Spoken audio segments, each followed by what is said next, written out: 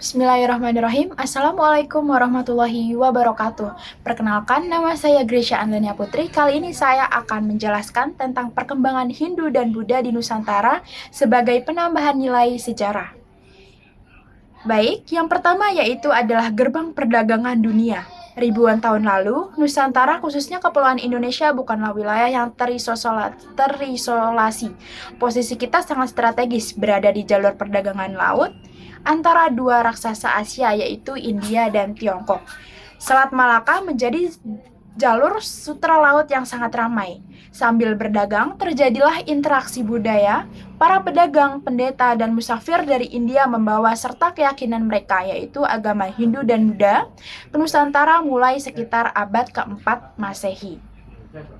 Kemudian ada jalur masuknya Hindu dan Buddha dengan beberapa teori. Yang pertama yaitu adalah teori kesatria, di mana teori kesatria dibawa oleh para prajurit atau bangsa India yang kalah perang, lalu melarikan diri ke Nusantara dan mendirikan koloni.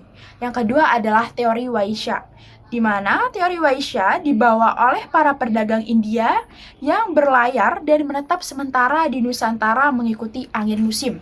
Yang ketiga adalah teori Brahmana, di mana teori Brahmana diundang langsung oleh kepala suku lokal di Nusantara untuk melegitimasi kekuasaan mereka melalui upacara keagamaan formal. Teori ini dinilai paling kuat untuk Hindu karena kitab Veda hanya boleh dibaca kaum Brahmana. Yang terakhir yaitu teori arus balik, di mana teori arus balik orang-orang Nusantara sendiri yang pergi belajar terutama ke agama India lalu pulang untuk menyebarkannya. Kemudian ada akulturasi budaya atau hubungan Indonesia dan India. Masuknya Hindu-Buddha tidak menghilangkan budaya asli Nusantara, melainkan terjadi akulturasi atau perpaduan dua budaya tanpa menghilangkan unsur asli. Bentuk-bentuknya akulturasi yang pertama yaitu ada arsitektur, di mana arsitektur candi Nusantara tidak murni mirip India. Konsep dasarnya terpadu dengan punden berundak, tradisi asli megalitikum Nusantara. Contohnya yaitu contoh Candi Borobudur yang berbentuk berundak-undak. Yang kedua ada sistem pemerintahan, di mana struktur kesukaan dipimpin kepala suku berubah menjadi sistem kerajaan yang dipimpin oleh seorang raja atau konsep dewa raja. Yang ketiga yaitu ada aksara dan bahasa, adopsi huruf Palawa dan bahasa Sanskerta yang kemudian berkembang menjadi aksara Kawi dan bahasa Jawa kuno. Kemudian ada sastra, cerita Mahabharata dan Ramayana diadaptasi dengan memasukkan tokoh-tokoh lokal seperti Punakawan Semar, Petruk, Gareng, dan Bagong. Kemudian yaitu ada garis waktu kerajaan. Perkembangan Hindu-Buddha ditandai dengan berdirinya kerajaan-kerajaan besar yang dibagi menjadi 3 fase utama. Yang pertama yaitu fase awal pada abad ke-4 sampai ke-7 Masehi. Kerajaan Kutai Kalimantan Timur, kerajaan Hindu tertua di Indonesia, bukti utamanya adalah 7 prasasti Yupa. Yang kedua ada kerajaan Tarumanegara atau Jawa Barat, kerajaan Hindu yang terkenal dengan rajanya Purnawarman. Meninggalkan prasasti Ciratun, terdapat cetakan telapak kaki raja yang disamakan dengan kaki Dewa Wisnu. Yang kedua yaitu ada fase kejayaan Buddha abad ke-7 hingga 11 Masehi, yaitu kerajaan Sriwijaya atau Sumatera Selatan, di mana menjadi pusat maritim dan pusat studi agama Buddha terbesar di Asia Tenggara. Pendeta asing seperti Asting bahkan belajar di sini sebelum ke India. Yang ketiga ada fase kejayaan Hindu dan Buddha dan akhir pada abad ke-8 sampai ke-16 Masehi. Yang pertama ada kerajaan Mataram kuno yaitu di Jawa Tengah. Unik karena diperintah oleh 2 wangsa, yaitu wangsa Sanjaya Hindu dan wangsa Shailendra dari Buddha.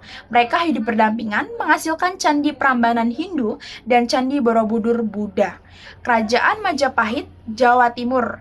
Yang kedua adalah kerajaan Majapahit yang dari Jawa Timur. Puncak kejayaan Hindu-Buddha di Nusantara di bawah Raja Hayam Wuruk dan Pati Gajah Mada. Majapahit berasal menyatukan sebagai besar wilayah Nusantara. Pada masa ini, lahir istilah Bhinneka Tunggal Ika, di mana yang menggambarkan berbeda-beda tetapi tetap satu. Dari kitab Sutasoma, karya MPU Tantular yang menggambarkan harmoni antara penganut Siwa, Hindu, dan Buddha. Yang keempat adalah warisan masa kini dan kesimpulannya. Meskipun pengaruh politik kerajaan Hindu-Buddha surut seiring masuknya Islam pada abad ke-13 hingga 16, warisannya tetap hidup hingga hari ini. Yang pertama yaitu ada sistem sosial dan tradisi.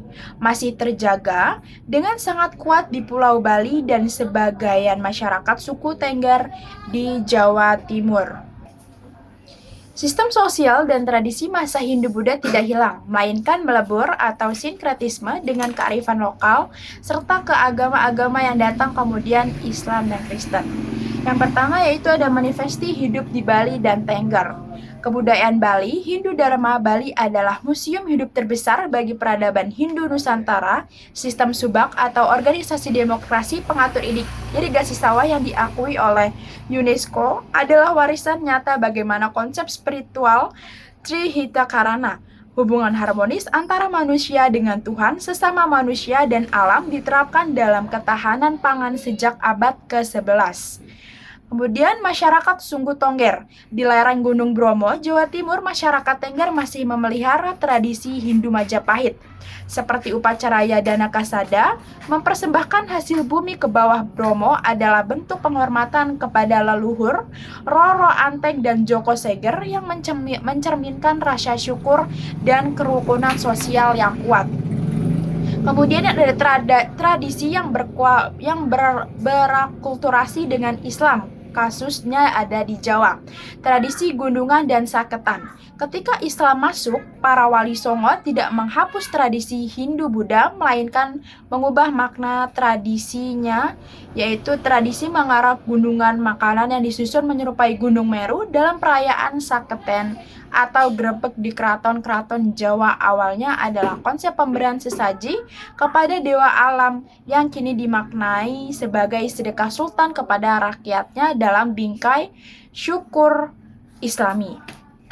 Kemudian ada warisan monumen sejarah, yaitu arsitektur Borobudur.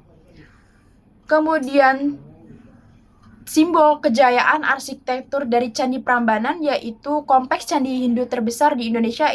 Ini dipersembahkan untuk Trimurti, Brahmana, Wisnu atau Siwa. Desainnya yang menjulang tinggi mencapai 47 meter melambangkan Gunung Mahameru, tempat bersemayam para dewa. Pembangunannya melibatkan rekayasa teknik tingkat tinggi, termasuk sistem penguncian batu interlocking tanpa semen agar tahan terhadap guncangan gempa bumi. Kemudian, selain tempat ibadah, monumen sejarah juga berbentuk infrastruktur publik. Contohnya adalah situs Trowulan, di mana bekas ibu kota Majapahit yang memiliki kolam sagaran, kolam waduk raksasa, dan sistem kanal bawah tanah. Ini membuktikan bahwa kerajaan masa lalu telah memiliki sistem manajemen air atau water manajemen dan tata kota yang sangat maju untuk mencegah banjir sekaligus irigasi pertanian. Kemudian, warisan nilai kebangsaan yaitu fondasi identitas negara modern. Negara Indonesia modern tidak berdiri di atas ruang hampa. Para pendiri bangsa founding fathers menengok ke belakang ke era Hindu-Buddha untuk mencari perekat psikologis yang bisa menyatukan bangsa yang plural ini.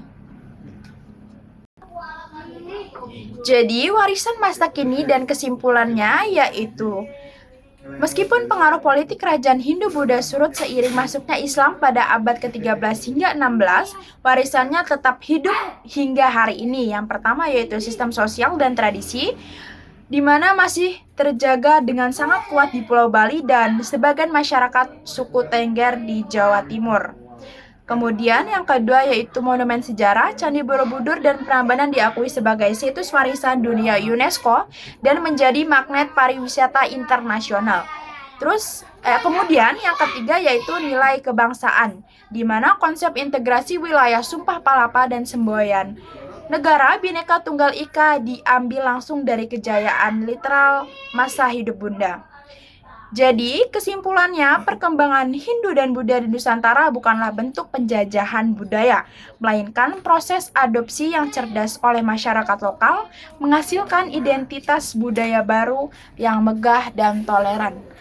Baik, kurang lebihnya mohon maaf dari saya, penjelasan tentang Kerajaan Hindu dan Buddha di Nusantara sudah selesai. Kurang lebihnya mohon maaf. Wassalamualaikum warahmatullahi wabarakatuh.